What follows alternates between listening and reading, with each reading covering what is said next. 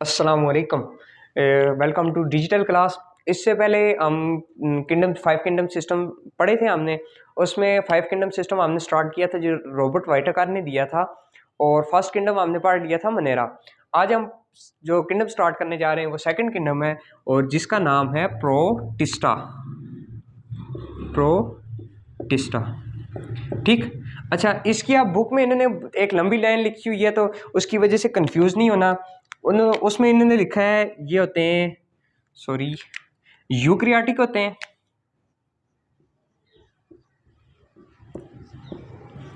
Eukaryotic होते हैं, unicellular होते हैं। यूनिसेलुलर के बाद कॉलोनियल होते हैं, नील होते हैं, फिलामेंटेनियस होते हैं, फिलामेंटेनियस,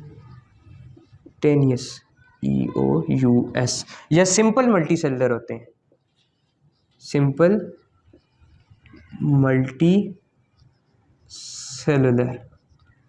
ये सब इन्होंने करेक्टरिस्टिक्स बताई हुई हैं प्रोकैरियोट्स की।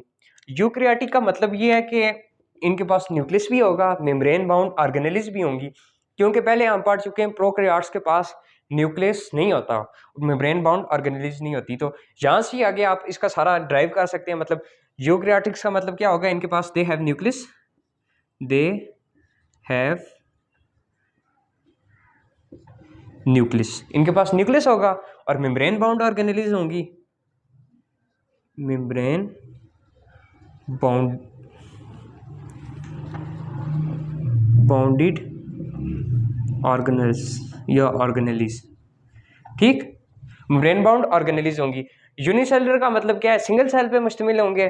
सिंगल सेल के पे भी मुश्तमिल हो सकते हैं, और मिलके क्या बना सकते हैं, कॉलोनीज भी बना सकते हैं। फिलामेंटेनियस, फिलामेंटेनियस का क्या मतलब है, इनका थ्रेड लाइक स्ट्रक्चर होगा, थ्रेड लाइक स्ट्रक्चर। थ्रेड बोलते हैं धागे को, धागे की तरह का इनका स्ट्रक्चर होगा। मतलब जिसका धागा नहीं होता उस तरह के ऑर्गेनिज्म होंगे, स्मॉल ऑर्गेनिज्म होंगे। यूनिसेलुलर है और सेल धागे की तरह होगा। सिंपल मल्टीसेलुलर, सिंपल मल्टीसेलुलर मतलब जो ऑर्गेनिज्म सिंपल मल्टीसेलुलर, इससे पहले भी आई थिंक फर्स्ट चैप्टर में या सेकंड चैप्टर में हमने पढ़ा था।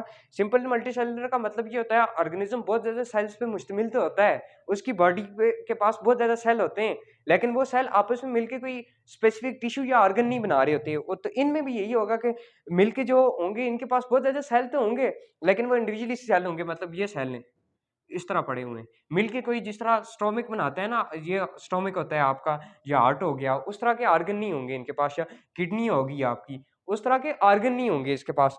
तो ये क्या होंगे, सिंपल मल्टीसेलुलर होंगे, और इनके don't have multi cellular sex organs. मतलब जो इनके सेक्स ऑर्गन होंगे जिसकी वजह से ये सेक्सुअल रिप्रोडक्शन करेंगे, वो इनके पास क्या होंगे, मल्टीसेलुलर नहीं होंगे, ठीक। दूसरी इनकी करेक्टरिस्टिक्स ये बताई हुई है, do not form embryo, don't form embryo. Embryo मतलब सेल्स का एक क्लस्टर होता है जिससे आगे ऑर्गेनिज्म बनता है, ये एम्ब्रियो नहीं बनाते, ठीक, क्योंकि सेल का क्लस्टर ये बनाते ही नहीं है।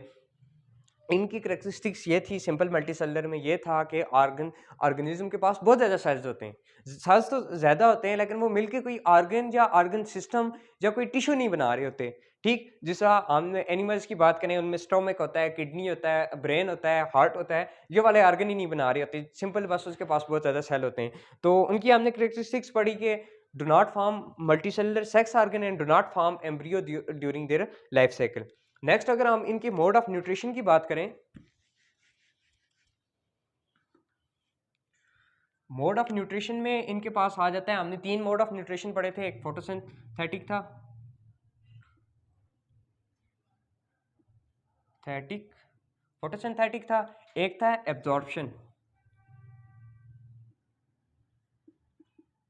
ठीक हो गया, और दूसरा था इंजेक्शन।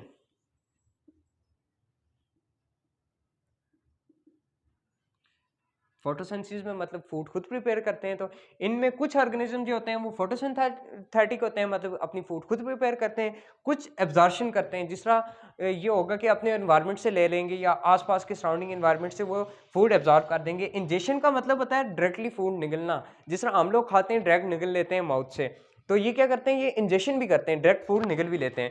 तो ये इनकी क्या आ जाती हैं, इनकी करेक्टरिस्टिक्स आ जाती हैं। नेक्स्ट इनकी अगर हम एग्जाम्पल की बात करें, एग्जाम्पल में आ जाता है हमारे पास प्रोटोजोआ। प्रोटोजोआ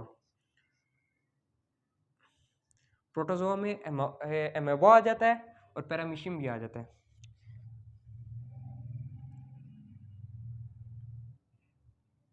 ये इनकी क्या आ जाती है, एग्जाम्पल आ जाती है, अमोबा, पैरामीशियम और दैट्स इट।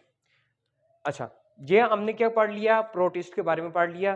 पहली लाइन सबसे मुश्किल थी जिसमें यूकैरियोट्स लिखा हुआ था। यूनिसेलुलर भी होते हैं, कॉलोनियल भी होते हैं, फिलामेंटेनियस भी होते हैं, तो सिंपल मल्टीसेलुलर भी होते हैं। तो यूकैरियोट्स में हमने पढ़ा कि उनके पास न्यूक्लियस भी होगा अगर यूकैरियोट्स हैं, मेम्ब्रेन बाउंड ऑर्गेनेल्स भी होंगी। यूनिसेलुलर का मतलब ये है एक सेल पे मुश्तमिल होंगे। कॉलोनीज मतलब अगर वो एक सेल मिलके बाज़ कॉलोनीज भी बना देते हैं। फिलामेंटेनियस का मतलब ये होता है उनका स्ट्रक्चर थ्रेड लाइक होगा। और सिंपल मल्टीसेलुलर का मतलब ये होगा कि उनके पास बहुत ज़्यादा सेल्स तो होंगे लेकिन वो मिलके आपस में ऑर्गन या ऑर्गन सिस्टम नहीं बना रहे होंगे या कोई टिश्यू नहीं बना रहे होंगे। फिर हमने इनके मोड ऑफ न्यूट्रिशन की बात की, तो मोड ऑफ न्यूट्रिशन में यह था कि फोटोसिंथेटिक भी होते हैं, एब्जॉर्प्शन भी करते हैं, इंजेक्शन भी करते हैं। एग्जांपल में हमने प्रोटोजोआ पढ़ लिया और पैरामीशियम पढ़ लिया। अब हम चलते हैं अपने नेक्स्ट किंगडम की तरफ जो है फंजाई। इसको रेज कर देते हैं। थ्री किंगडम सिस्टम में भी सबसे बड़ा डिफेक्ट किसका था, फंजाई का था। उसकी वजह से 5 किंगडम आया था। अब हमारे पास थर्ड नंबर पे आ जाता है फंजाई।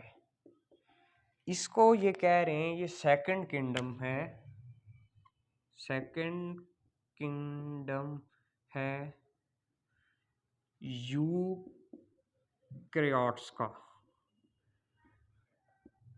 इसमें कंफ्यूज नहीं होना, तीसरे नंबर पे है और सेकंड किंगडम क्यों लिखा हुआ है वो मैं आपको एक्सप्लेन करता हूँ। फर्स्ट किंगडम जब हमने प्रोटिस्ट के बारे में पढ़ा, प्रोटिस्ट में हमने ये देखा, फर्स्ट किंगडम सॉरी मोनेरा था, उसके बारे में जब हमने पढ़ा तो वो कौन से ऑर्गेनिज्म थे, उनकी हमने बात की कि वो प्रोकैरियोट्स थे जिनके पास डेफिनेट न्यूक्लियस या मेम्ब्रेन बाउंडेड ऑर्गेनेल्स नहीं थी। फर्स्ट किंगडम जो हमने पढ़ा था मोनेरा। सेकंड किंगडम हमने क्या पढ़ा, प्रोटिस्टा। प्रोटिस्टा क्या थे, यूकैरियोट्स। फंजाई क्या है, यूकैरियोट्स। तो दूसरी किंगडम जिसके अंदर ऑर्गेनिज्म यूकैरियोट्स कौन सा है, फंजाई। इस वजह से सेकंड किंगडम लिखा हुआ है। यहां तक आ गई बात समझ, इसमें कंफ्यूज नहीं होना। नेक्स्ट अगर इसकी नेक्स्ट कैरेक्टरिस्टिक्स की बात करें तो इसके हम ये होते हैं यूकैरियोटिक हेट्रोट्रॉफ्स होते हैं। हेट्रोट्रॉफ्स वो ऑर्गेनिज्म होते हैं जो अपनी फूड खुद प्रिपेयर नहीं करते। तो ये क्या है, यूकैरियोटिक हेट्रोट्रॉफ्स हैं। अगर सेलुलर लेवल की बात करें, यूनिसेलुलर या मल्टी सेलुलर, तो ये दोनों होते हैं। यूनिसेलुलर भी हो सकते हैं और मल्टी सेलुलर भी हो सकते हैं। इनकी बॉडी एक सेल पे भी मुश्तमिल हो सकती है और बहुत ज़्यादा सेल्स पे भी। और इनका जो सेल होता है वो कवर्ड होता है किसके साथ, फंजाई में क्या होती है, सेल वॉल। सेल वॉल होती है। और फंजाई की सेल वॉल में पहले 2-3 दफ़ा बता चुका हूँ किस चीज़ की बनी होती है, काइटिन की। फंजाई का सेल कवर्ड होता है सेल वॉल से जो मिलके बनी होती है काइटिन से। और काइटिन क्या है, पॉलीसेकेराइड है एक।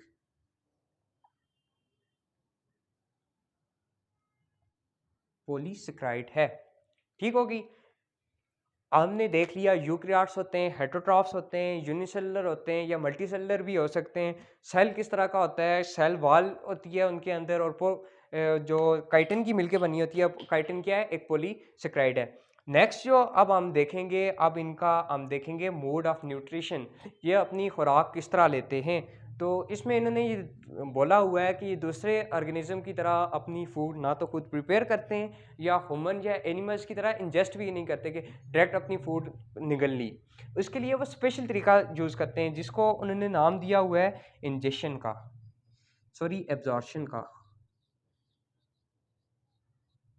एब्जॉर्शन क्या चीज़, कोई चीज़ एब्जॉर्ब हो रही है, ठीक। एब्जॉर्ब क्या करेंगे, फूड को एब्जॉर्ब करेंगे, एब्जॉर्ब करेंगे किधर से, सराउंडिंग से। फूड को अपने सराउंडिंग से एब्जॉर्ब कर देते हैं फंजाई। ये डायरेक्ट फूड नहीं लेते बल्कि उसको एब्जॉर्ब करते हैं अपने सराउंडिंग से, देन उसको खाते हैं। एब्जॉर्प्शन के बाद अगर इसकी एग्जांपल देखें तो मशरूम्स आ जाती है, मशरूम्स, रस्ट्स, स्मट्स, SMUTS, स्मट्स, ये कुछ इसकी एग्जांपल आ जाती है। ट्रफल्स,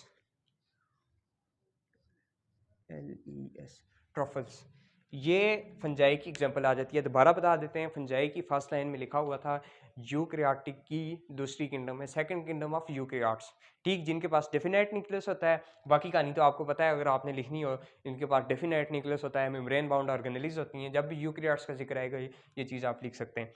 हेटेरोट्रॉफ्स होते हैं, मतलब अपनी फूड खुद प्रिपेयर नहीं कर सकते।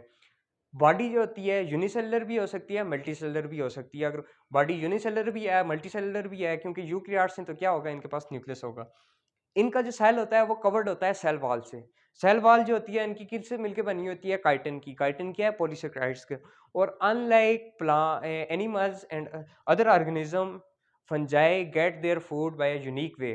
वो अपनी फूड एक यूनिक तरीके से लेते हैं। वो कौन सा है, वो एब्जॉर्प्शन है। वो अपने सराउंडिंग से फूड एब्जॉर्ब करते हैं, ठीक।